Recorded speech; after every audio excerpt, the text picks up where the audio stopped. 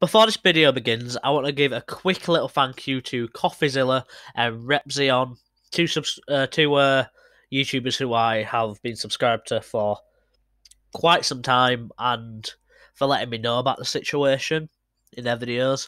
Coffeezilla is the first one that covered this story. Repzion followed in suit. Nothing's wrong with that, by the way. And yeah, and I just wanted to talk about the situation. In order for the investors to make their money back, what we do is we grow the company to a certain point, and then we have other investors come in, and obviously they invest their money as well, hopefully more than $2 million. And then obviously when we get more than $2 million invested, the other investors will get their $2 million back. It's not a Ponzi scheme or a pyramid scheme. Okay, I don't really know how to explain it because I didn't explain that very well. Xcoin is the one to choose. I'm the founder of Xcoin. My name's Paul Zanino, and I decided to make a community-driven token that I'm personally going to be a part of.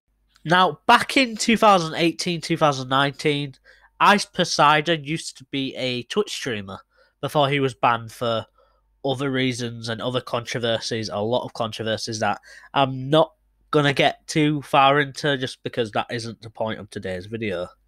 And it just so happens yesterday, a video was uploaded by Coffeezilla, as you'll see right here, that Ice Poseidon basically scammed $500,000 from his fans. Now, this video titled, "This Famous Live Streamer Stole $500,000 from His Fans" by Coffeezilla, like I just mentioned, but I would recommend going to watch the full thing. It's absolutely incredible. It's filled with so much research.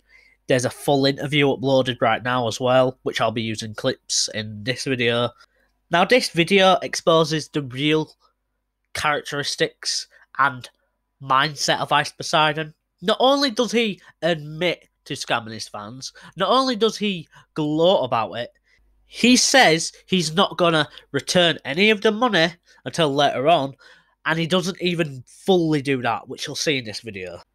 Also, the nerve of this guy to come back onto the internet during an interview where he knows hundreds of thousands of people are going to be watching. Millions of people are going to know about this now, especially when other YouTubers like Drama Alert, probably H3H3, Repzion, you know, the original guy, Coffeezilla, is talking about this. But he basically is admitting to crimes and felonies he could be charged for. And now we've gotten to this point where all these already filthy rich YouTubers are promoting these scam cryptocurrencies or are creating their own scam cryptocurrencies and bringing in investors / their own fans who are obviously not going to be as rich as, you know, all these other, you know, richer people, and are scamming them. And there's no debate about this, by the way. Ice Poseidon fully admits to it, which you'll see right here. You want to keep the money that's not yours, that you took from the project, even though you failed to deliver. I mean, I'm not really sure what you want me to say, but yeah. I'm trying to get you to return the money because it's 100% still available and you could do that. Yeah, I could give the money back. It is within my power. But I'm going to look out for myself and not do that. You know, I don't know what else to say. That's just the most honest answer. Now, these influencer scams are becoming more and more common, in part because of how easy they are to pull off. Ice Poseidon's scheme apparently took him only 2 weeks of work to set up before he apparently got bored with the project and decided to stop working on it and just took the money.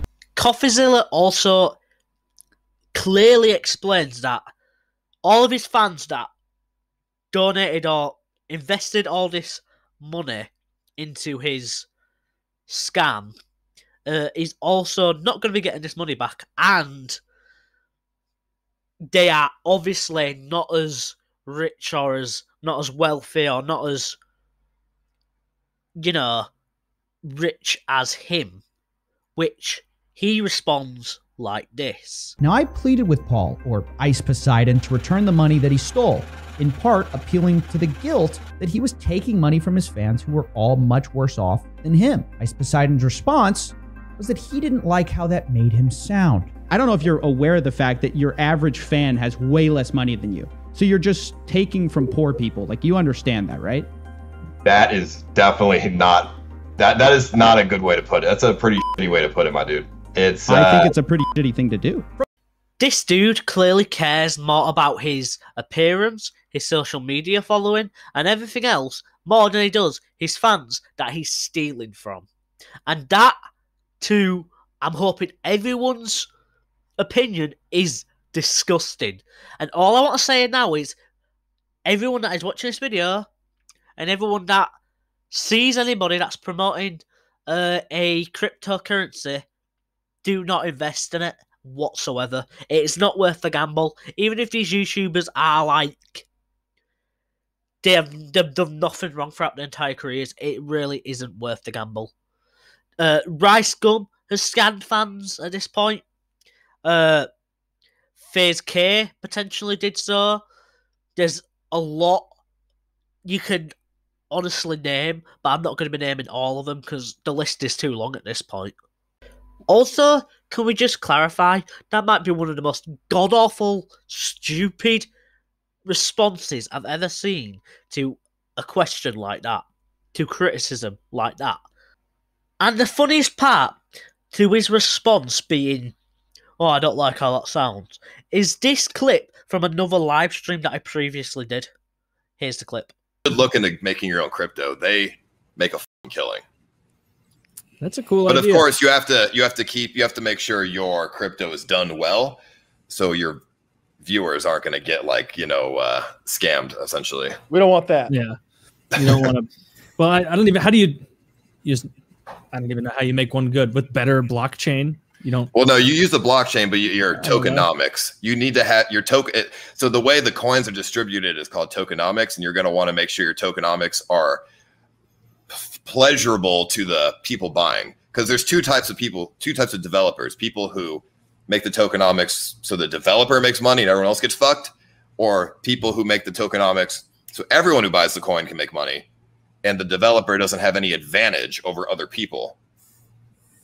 And that approach seems like you're going to get more people involved, so you might end up making more money as the developer there anyway.